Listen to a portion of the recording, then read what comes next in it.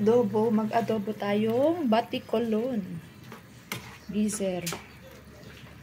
Atay balon-balunan. Balon-balunan lang pala. Walang atay.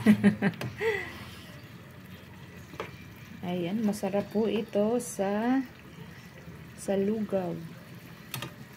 Ayan, nagluluto na ho ako ng lugaw. Ito yung lugaw. Para mamayang gabi. Ito po ay pananghalian namin. Dalawang klase ang aking niluluto. Ito yung lutong Pinoy. Lutong Boracay. Ayan, basta po color red. Lutong Israel yan. Israel at o kaya Boracay.